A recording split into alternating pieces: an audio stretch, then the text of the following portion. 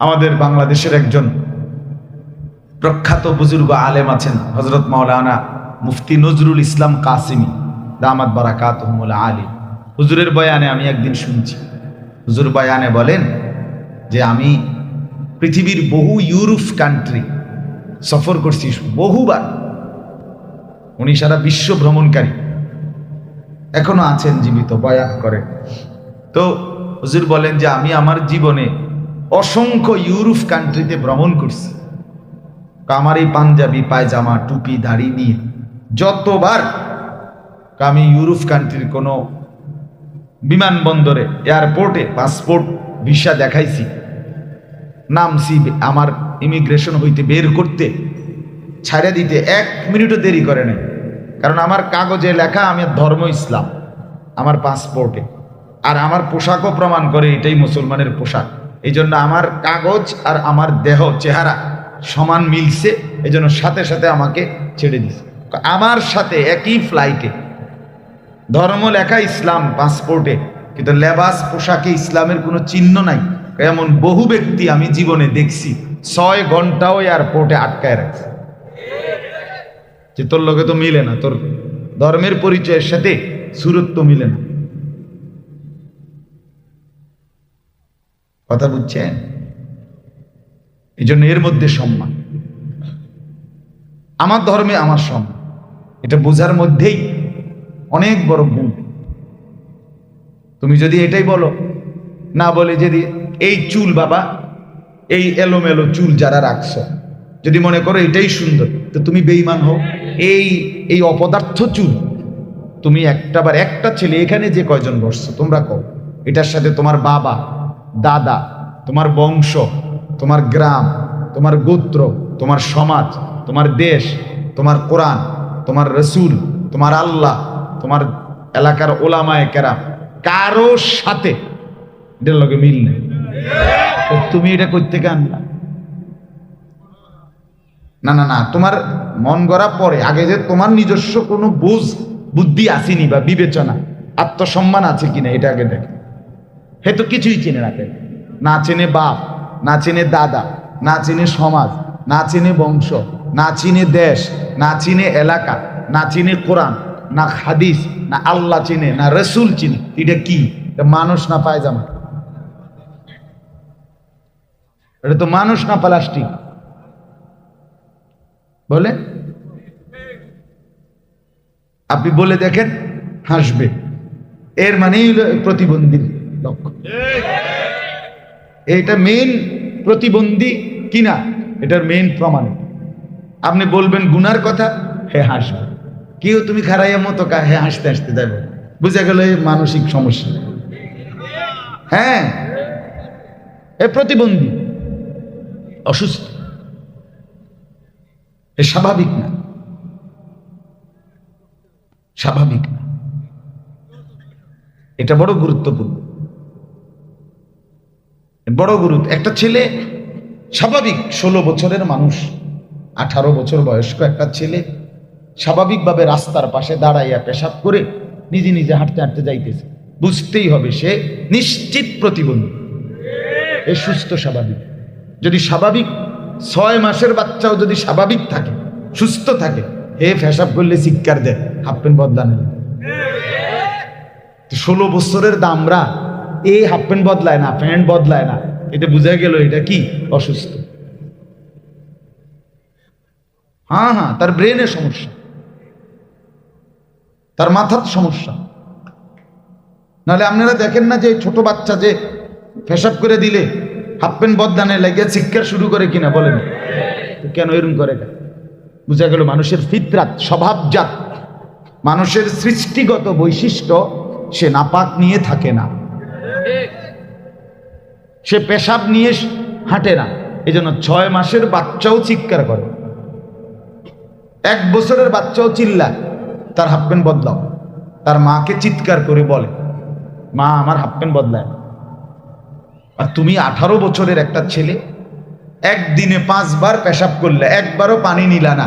এই যে প্রতিবার পেশাবের ফোঁটা তোমার প্যান্টে জমা, এটা কোনো পুরুষের সৃষ্টিগতভাবে প্রস্রাব একবারে শেষ হয় না।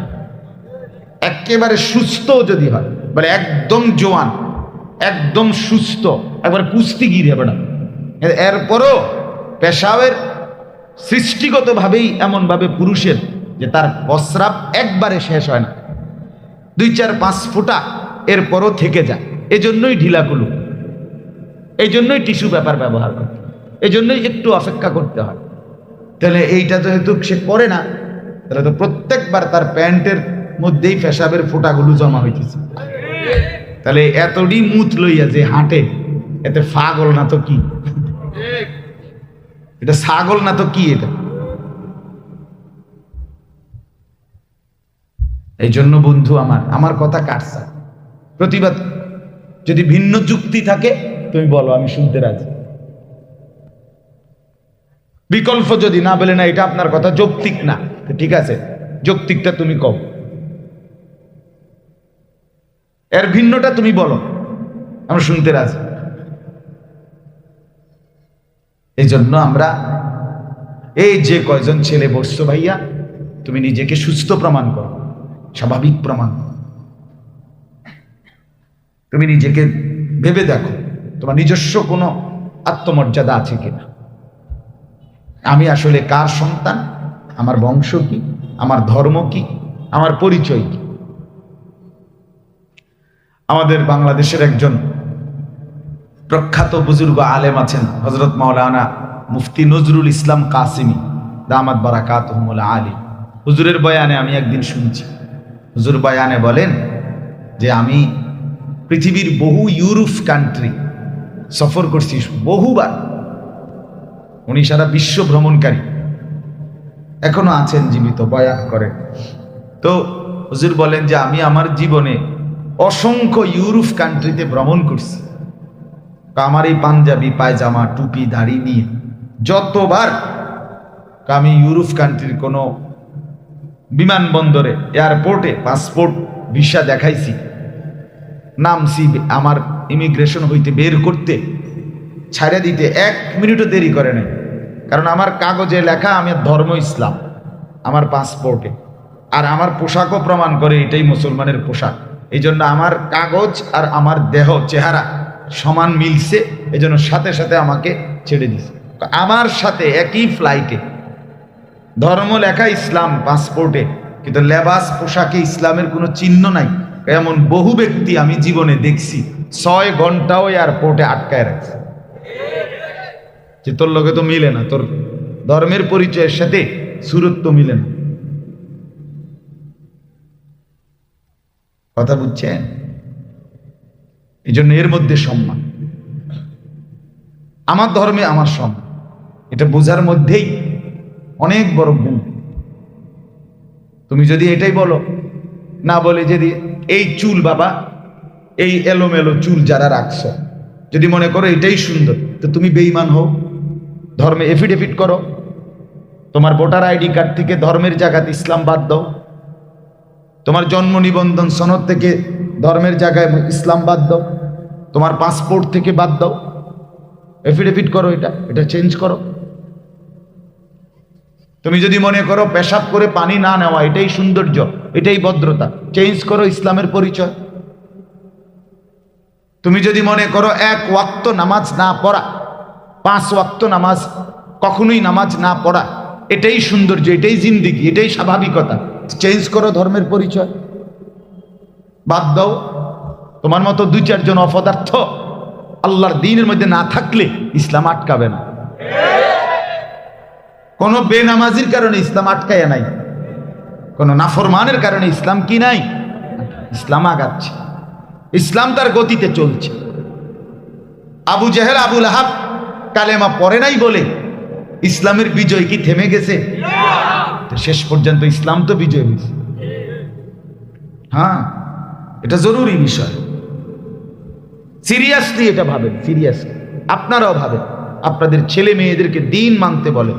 মনে রাখবেন যে দিন মানা, ইসলাম মানা, কোরআন মানা, আল্লাহর কসম, এটা সুস্থ স্বাভাবিকতার পরিচয়, এটা ফিতরাত।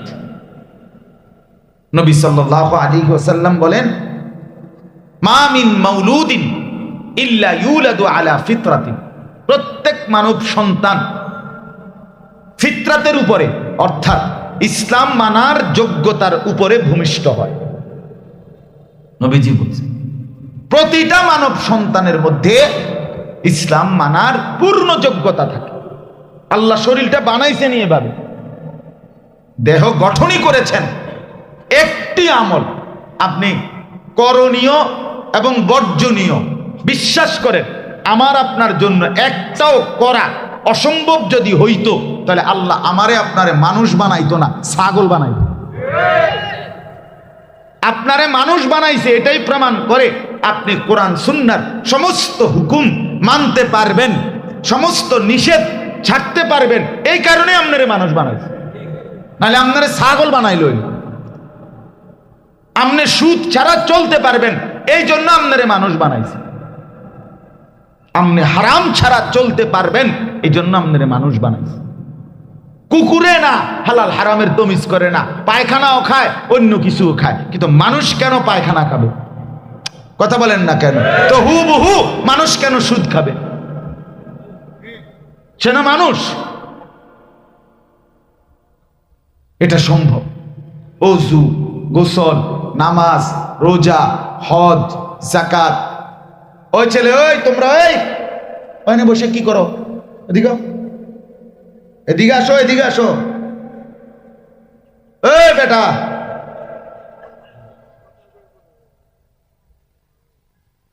না না, এটা তামসার লেগে দেয় না। তোমার সমস্যা হলে তুমি বাইরে যাইয়া যেটা মনে করি তুমি ঠ্যাঙ্গাল গিয়ে দিয়ে হাঁটো, অসুবিধা নেই,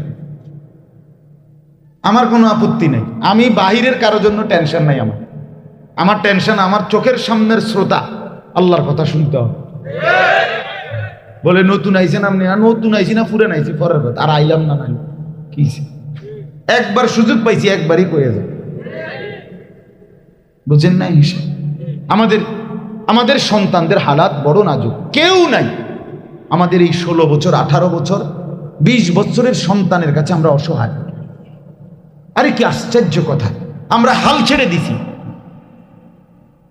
বাপ মা হাল ছেড়ে দিছে, সমাজ হাল ছেড়ে দিছে। অসহায়, অসহায়। তার চুলের সামনে অন্যরা অসহায়, তার মোবাইল টিপার সামনে অন্যরা অসহায়, তার মাস্তানিয়ার সাঁদাবাজির সামনে অন্যরা অসহায়। আশ্চর্য কথা। আহা, এরা যদি আমাদের ছেলে যদি আমরা ফেলে দেই এভাবে, তাহলে আমরা আল্লাহর জন্য, দ্বীনের জন্য, আগামী দিনে মুসলমানের জন্য যুবকদেরকে যদি তৈরি না করেন, তাহলে আগামী দিনে আল্লাহর দ্বীনের জন্য লড়বে কে? জীবন বাজি রাখবে কে?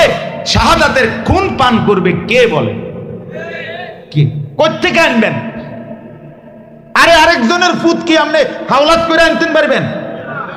তাহলে এরা তো আমাদের ছেলে, এরা মার পবিত্র দুধ খাইছে। মুসলমান মার দুধ খেয়ে বড় হয়েছে। এদের বাবা মুসলমান, এদের দাদা মুসলমান, এদের নানা মুসলমান, চাচা, মামা, ফুফা, খালু, এতগুলো মানুষ যার মুসলমান, সেই ঘরে এত আত্মীয় স্বজন থাকার পরেও আপন সন্তান 16 বছরের মুসলমানের বাচ্চা এক ওয়াক্ত নামাজ পড়বে না। এই জানোয়ার কেমনে ঘরে ঘুমায় বলেন? ওর মা কই, ওর বাপ কই? আরে বলেন না মিয়া, ওর অভিভাবক কই? ওর অভিভাবক কই? 1 বছরে কোনোদিন ফজরের নামাজ পড়লো না, এই ঘরে ঘুমায়। আরে এত বড় জানোয়ার এই ঘরে কেমনে ঘুমায়? তার মা কেমনে ঘুমায়? তার বাপ কেমনে ঘুমায়? কল্পনা করেন আপনি।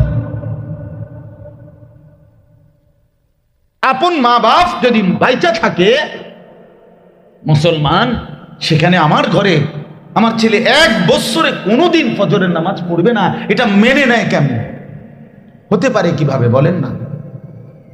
আহা, আমরা হাল ছেড়ে দিছি। আমরা মনে করছি আমরা হেরে গেলাম, আমরা পরাজিত, আমরা ব্যর্থ। আমাদের ছেলে যেমনি ইচ্ছা এমনি চলুক, আমাদের মেয়ে যেমনি ইচ্ছা এমনি চলুক, আমাদের ফুতের বউ যেমনি ইচ্ছা এমনি চলুক, আমগো বেডি যেমনি ইচ্ছা এমনি চলুক। বেডির যেদিন মনে কয় সেদিন বাজারে যাইব, যখন মনে কয় সেদিন বাজারে যাইব। ভাত রাইনলে রাইনব, নইলে হোটেলতে আইনা খাইব। কিন্তু কি করো? বাজার ঠিক, মার্কেট ঠিক, শপিং ঠিক। আস্তাগফিরুল্লাহ, আস্তাগফিরুল্লাহ, আস্তাগফিরুল্লাহ। 3টা বাজে ছেলেটা বের হইছে, রাতের 10টা বাজে ঘরে আসছে, 7 ঘন্টা কিউ কিটছো আড্ডা দিছে। কথা বলেন না? 7 ঘন্টা মুসলমানের বাচ্চা আড্ডা দেয় কেমনে? তুই কি আড্ডা দিছো বাপ? 7 ঘন্টা কি করছো আমারে বল? আহা, এটা কথা হইল কোনো? এই ছেলের আসরের নামাজ কই, এর মাগরিব কোথায়, এর এশার নামাজ কোথায়? এর মা যে ভাত দিচ্ছে জিজ্ঞাসা করলো না যে বাপ আসর কই পড়ছো, মাগরিব কই পড়েছো, এশার নামাজ কই পড়ছো? হ্যাঁ, আমার 42 বছরের জীবনে আমার 4টা সন্তান আছে, আমার মা এখনো বেঁচে আছে, 70-এর উপরে বয়স, মার বাবা নাই। খোদার কসম, এখনো মা